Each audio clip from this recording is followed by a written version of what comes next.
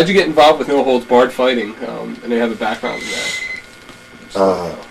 Have a background in it, from previous training years ago, but I trained Dan to be a professional wrestler, Dan Severn, and then he wanted to get in it.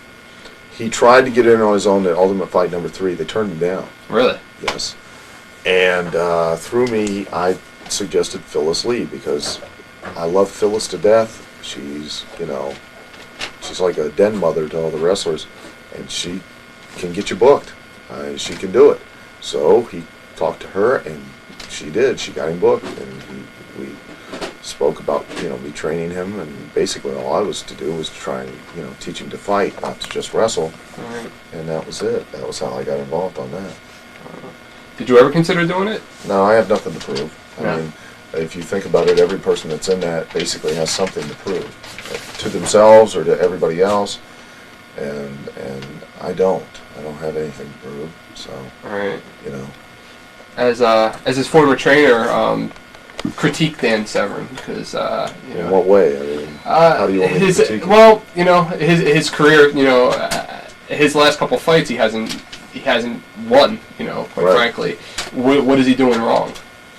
Well, Dan runs hot and cold for one thing. As far as in Ultimate Fight, I was always told when I grew up that the old saying about which runs faster, the rabbit or the fox. Mm-hmm. Well, the rabbit always runs faster because it's running for its life. The fox is only running for its dinner.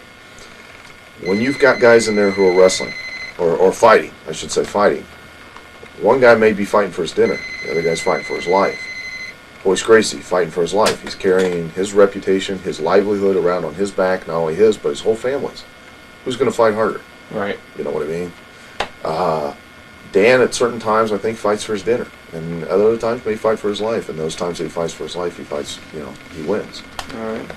Dan, my only critique with Dan is, and he may disagree with this, Dan is very one-dimensional. Is very straightforward. Uses technique at certain times, but a lot of times uses just sheer power. And when he comes up with a guy that matches him power-wise, but also uses technique, he loses out. Right. And I told Dan, I swear to God, I told Dan when I first worked with him, I said, you're going to have to change up your approach, your timing, and your footwork with each fight.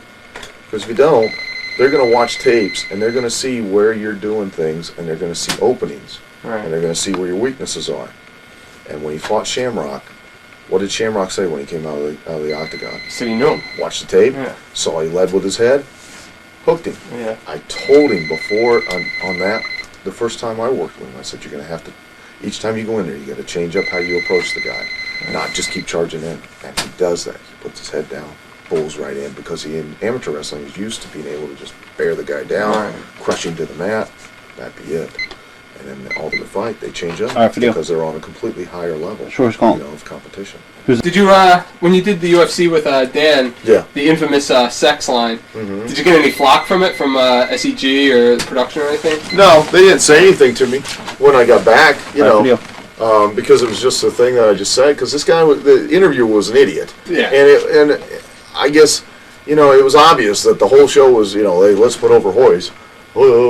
Right. And I was getting wound up. I was wound up anyways. And when that guy was sitting there going, well, what are you going to do now? Well, how stupid a question, He's just trying to get Dan to say something to put over Royce Gracie. Right. And I waited for Dan to say something. He didn't say anything. And I thought, well, fuck this.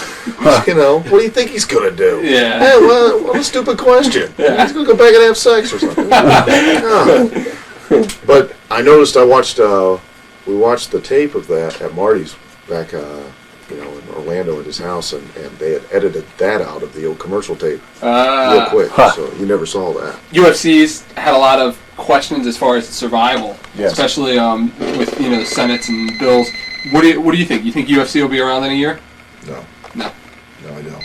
The reason I don't is because it'll be in some form or another, but it won't be on the level that it is. Right. Only because if real fighting were entertaining, then wrestling would be that way and would have been that way since, why do you think wrestling's what it is? Right. It's because it's not entertaining to the general fan. Yes. And therefore that's why, in order to enjoy what's going on in UFC, you got to understand it and relate to it. And let's face it, in this country, not too many people are gonna relate to it.